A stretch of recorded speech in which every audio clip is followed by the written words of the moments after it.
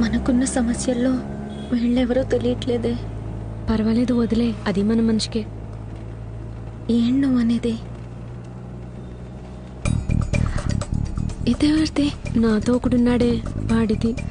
వాడి పర్స్ నువ్వెందుకే తీసావు? ఇందులో చాలా క్యాష్ ఉంది, తీయాలనుకున్నాను, అందుకే తీసాను. తప్పు కదా? మనం ఇప్పుడున్న పరిస్థితిలో ఏది తప్పు కాదు, అందులోని ఇలాంటి మనుషుల దగ్గర తీసుకోవడం తప్పే కాదు. దాన్ని లైవ్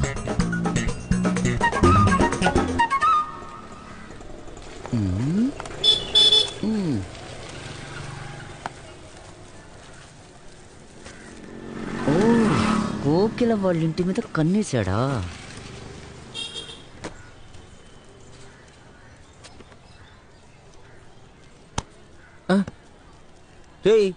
ఎవరా నువ్వు? 4 బిస్కెట్లు కొనుక్కుని 4 గంటలుగా ఆ ఇంటి వైపు చూస్తున్నావేంద్రా? ఎల్కే అంటే లవ్ కుమారా? లక్ష్మణ్ కుమార్ అన్న. లక్ష్మణ్ కుమార్ అంటే పెద్ద పుడింగివా? నేను నా అన్నల భావం చెప్తున్నా. ఆ ఇంట్లో ఉన్న అమ్మాయిని లవ్ చేస్తున్నా.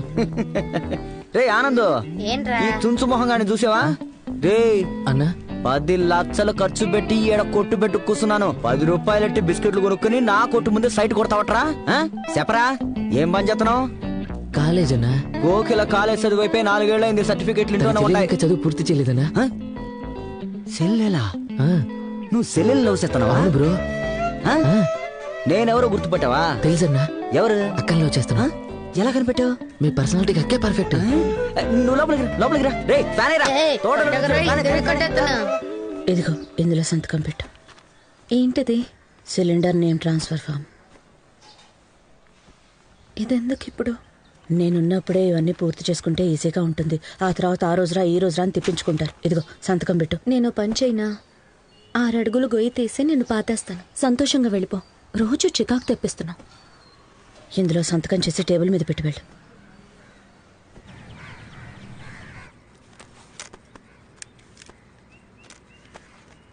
మీ అమ్మకి ఎన్నేళ్ళమ్మా? 62 ఏళ్ళు మ్యామ్. ఓసారి అటు చూడు. ఆ పిల్లాడికి 4 ఏళ్ళు. మీ అమ్మకి ఏ వ్యాధి ఉందో ఆ పిల్లాడికి అదే వ్యాధి.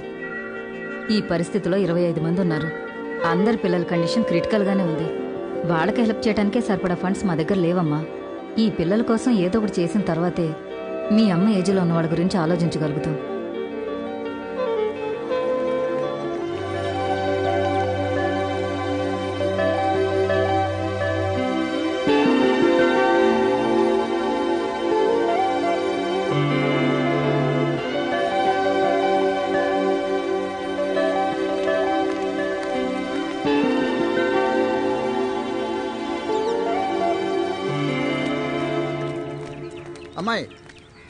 అమ్మాయి ఒక నిమిషం.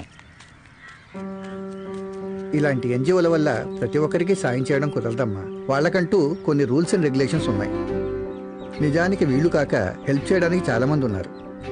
నువ్వు అక్కడ మాట్లాడింది విన్నాక మనసుకు చాలా బాధ అనిపించింది. ఏదేమైనా అమ్మ కదా, ఖచ్చితంగా మీకు సహాయం అవసరమైతే రేపు ఉదయం ఈ అడ్రస్కి వచ్చి కలుగు. రావడానికి ముందు ఓ కాల్ చేసిరా అమ్మా. సరేనమ్మా? సరే సార్, మీకు చాలా థ్యాంక్స్.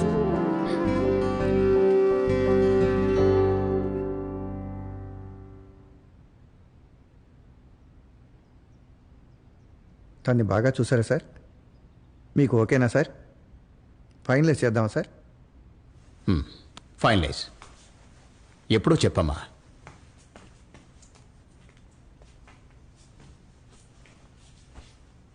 సార్ ఎప్పుడు ఇంతేనమ్మా, ఎంతో మంచివారు.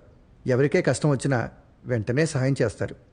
మీకు ఎలాగైతే కొన్ని అవసరాలు ఉన్నాయో అలాగే ఆయనకి కొన్ని అవసరాలు ఉన్నాయి.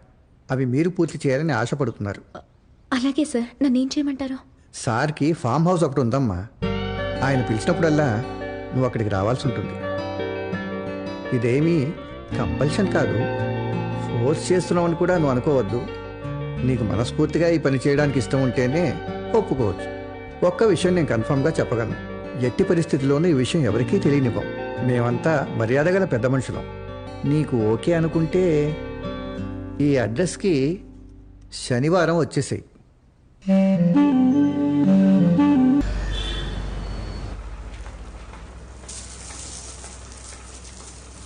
బావా, ఆ అమ్మాయి వచ్చింది. ఏ అమ్మాయి? ఆ రోజు మ్యాన్షన్ నుండి సరుకు తీసుకొచ్చి ఇచ్చింది కదా. ఆ అమ్మాయా ఏంటంట? అది సరుకు 1% కమిషన్ అడుగుతుంది. కమిషన్? భయపడద్దు, డాక్యుమెంట్ క్లియర్, ఫుల్ గా ఎంక్వైరీ చేశా. అబ్బా ఏటీఎం వాచ్మెన్, అమ్మ పేషెంట్, చెల్లెలు కాలేజీ చదువుతుంది. ఏం ప్రాబ్లం లేదు, కొంచెం బుక్ ఇచ్చినా లేపేయచ్చు. ఇప్పుడు కూడా నువ్వు ఇవ్వటం కుదరదు పో అంటే వెళ్ళిపోతుంది. టోనీ, ఎందుకో డౌట్గా ఉంది. ఆ అమ్మాయి మన చోటుని ఎలా కనుక్కుందో ముందు తెలుసుకోవాలి. వెళ్ళి మన వాళ్ళని రమ్మను. ఈ మాత్రం దానికి మన ఎందుకు? నన్ను అడిగితే నేనే చెప్తా కదా. నువ్వు చెప్తావా? ఆ రోజు నేను పోగొట్టుకున్న పర్సుని ఆ అమ్మాయి తీసుకొచ్చి నా చేతికిచ్చింది. ఇందులో 4 విజిటింగ్ కార్డులు ఉన్నాయి బావా. చాలా మంచిది, ₹1 కూడా తీసుకోలేదు.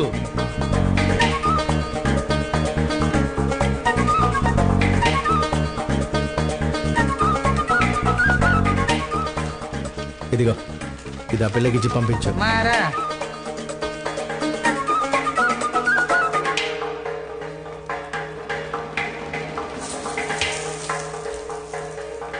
25 లక్షలకు 1% కమిషన్ అంటే 25,000 అంటగా బావా. ఇందులో 5,000 ఉందంట.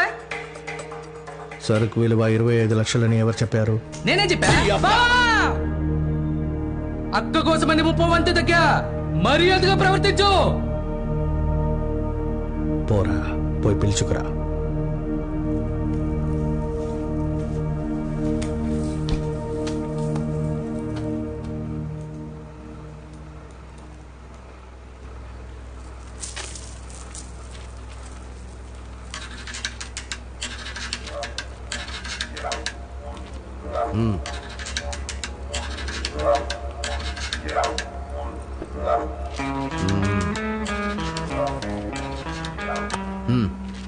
ఇందులో 25,000 ఉన్నాయి.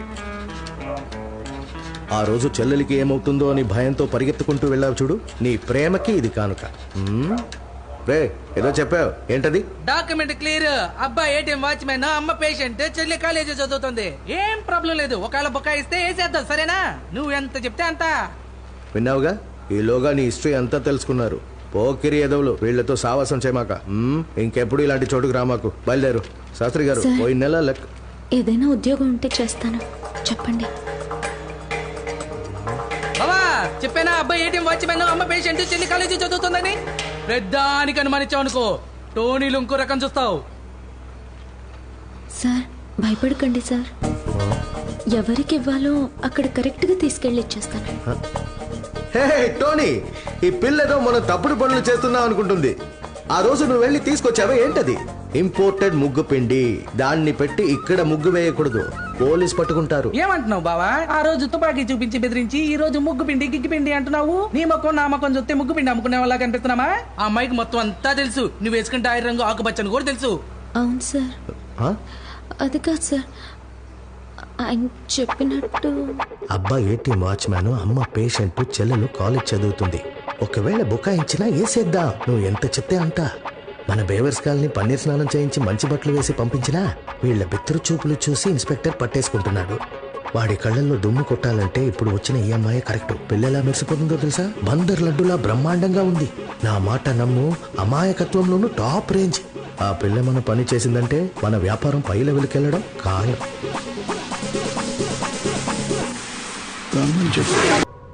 చైర్ తీసురాబో.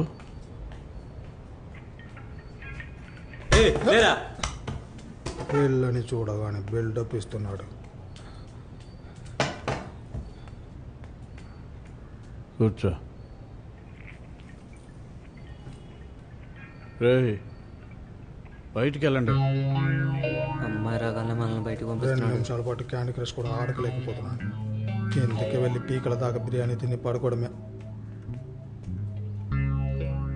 నేనెవరిని నమ్మను. ఇందులో ఇంత రిస్క్ ఉందని తెలిసి కూడా ఈ పనికి నువ్వు ఒప్పుకున్నావు. అందుకు సరైన కారణం ఒకటి చెప్తేనే నేను ఒప్పుకుంటాను. ఎందుకంటే కారణం కరెక్ట్గా ఉంటేనే కార్యం కరెక్ట్గా ఉంటుందని నమ్మేవాడిని నేను. ఈ పోలీసులు ఉన్నారు చూసావా, మన ఎదురుగా రారు, మన కూడా వస్తారు. 2-3 నెలల క్రితం 75 ఏళ్ల ముసలోని ఎరగేసి నన్ను పట్టుకుందామని చూశారు. వాడిని చంపి పాతేశాను. అది వేరే విషయం. ఆత్మరక్షణ ఎంతో ముఖ్యం. అసలు నువ్వు ఇది చేయడానికి ఎందుకు ఒప్పుకున్నావు? కరెక్ట్గా ఒక కారణం చెప్పు. అమ్మా. ఏంటంటే? అదే చెప్పానుగా, క్యాన్సర్ లంగ్స్లో. ట్రీట్మెంట్ కోసం.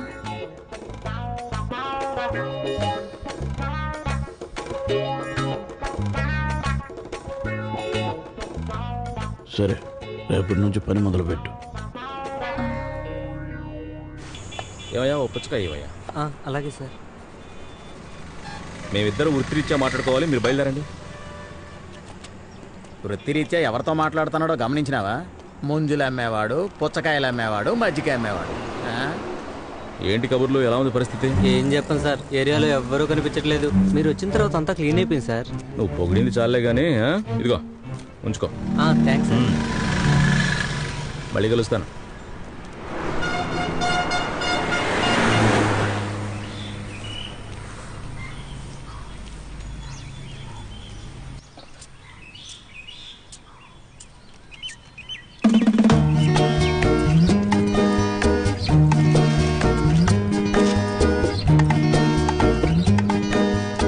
రామ్మా, సిట్ డౌన్ ప్లీజ్.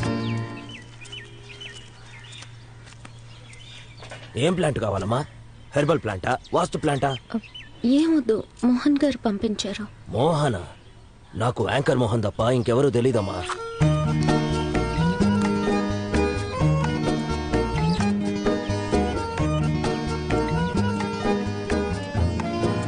ఓ, నువ్వేనా ఆ మనిషివి? ఇవ్వమ్మా.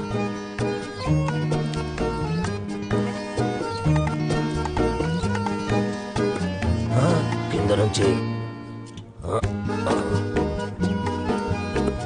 ఏంటమ్మా టిఫిన్ బాక్సు? కొత్త పద్ధతా? సరికొత్త ఆలోచన. ఆహా, ఎంత గొప్ప ఐడియానో.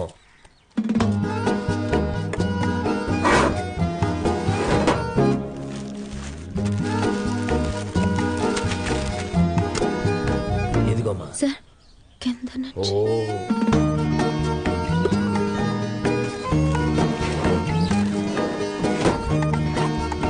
వెళ్ళరమ్మా. చూడ్డానికి చిన్నపిల్లలా ఉంది, కానీ ధైర్యంగా పౌడర్ తెచ్చింది. అబ్బా, అయ్యయ్యో మోహన్, ఈ అమ్మాయి నీకు దొరకడమే జాక్ పాట్. అయ్యో, అమాయకత్వంలోనే ఎవరెస్ట్ శిఖరం. నాకు ఇలాంటి అమ్మాయి ఉంటే పంపించబ్బా. ఇప్పటిదాకా పడింది చాలు, ఇక ఈ దున్నపోతులు నమ్ముకొని పనిచేయలేను. ఇక అమాయకులతో రాజ్యం వెళ్దాం. ఒరే బాబు, ఇంకొక్క మాట చెప్పి ఫోన్ పెట్టేస్తానబ్బా. సాలెపురికి 8 కాళ్లున్నా 8 మెట్లు ఎక్కడానికి 8 ఏళ్లు పడుతుంది. అదే 10 రూపాయల రాకెట్ అయితే మండించగానే బగ్గున 10 కిలోమీటర్లు వెళ్తుంది. నువ్వు ఆ 10 రూపాయల రాకెట్ లాగా పైకి వెళ్ళిపోవాలబ్బా. కానీ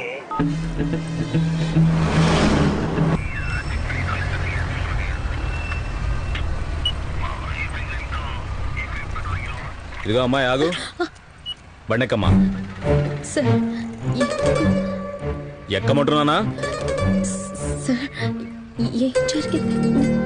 నేనే దిగి ఎక్కించడం కరెక్ట్ కాదు కానీ నువ్వే ఎక్కువ. చింతల్లి, నేనేనమ్మా.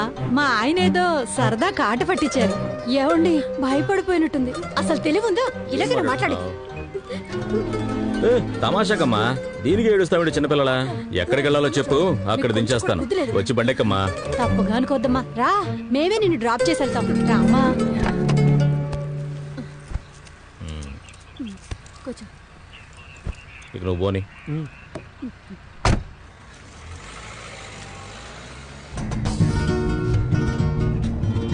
నువ్వేంటి ఇలా వచ్చావు? నీ ఇల్లు ఇక్కడేనా ఏంటి? థెరపీ క్లయింట్ ఇంట్లో ఫినిష్ చేసి వెళ్తున్నాను. నువ్వు విడిగా పెట్టుకున్నావా? బాగా దూరంగా ఉన్న ఫీమేల్ క్లయింట్స్ కి నేనే వెళ్ళి చేస్తాను. నువ్వు మసాజ్ చేస్తావా? కోర్స్ పూర్తి చేశాను. అదే ఎప్పటి నుంచో ఇక్కడ బాగా నొప్పిగా ఉండేసరికి కూర్చోలేకపోతున్నాను, నించోలేకపోతున్నాను. మరీ కష్టంగా ఉంది. ఏం చేస్తే బాగుంటుంది? మరీ ఎక్కువగా ఉంది. నేను ప్రెస్ చేస్తాను.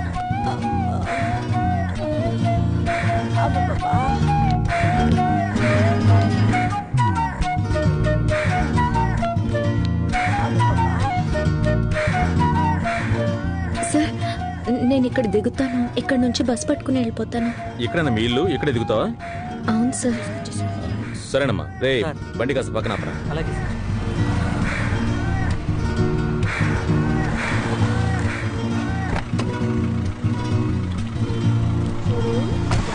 వెళ్ళమ్మా. Bye bye.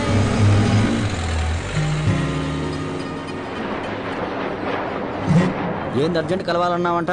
పోలేరమ్మ గుళ్ళో మనం వెంటనే మొక్కాలన్నా. మన ప్రేమ కలవడానికి కత్తి తీసి ఈ చేతికి 4 గంటలు ఈ చేతికి 4 గంటలు పెట్టుకుని ఆ కార్య రక్తాన్ని పోలేరమ్మకి చూపించాలన్నా.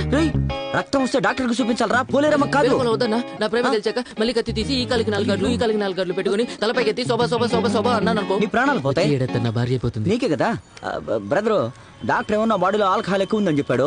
అందువల్ల నేను ఎవరికి రక్తం ఇవ్వకూడదు. అలా పోలేరమ్మకి రక్తం ఇస్తే అపరాధం అవుతుంది తమ్ముడు.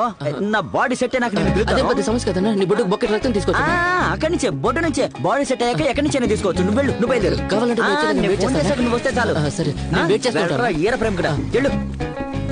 లవ్ చేస్తానంటూ చేతులు కోసుకుంటాను, కాళ్ళు కోసుకుంటాను, తొడలు కోసుకుంటాను అంటున్నాడు. రే ఆనందం, ఆడెప్పుడైనా వచ్చి నా గురించి అడిగితే నేను లేనని చెప్పు. చెప్తా. ఇంకోసారి అడిగితే నువ్వు చచ్చా అని చెప్తా. ఏంద్రా ఏం చెప్తావు? తగలెట్టేశారని చెప్తాలే. ఓ, ఈడు నా కొట్టు మీద కన్నేశాడు.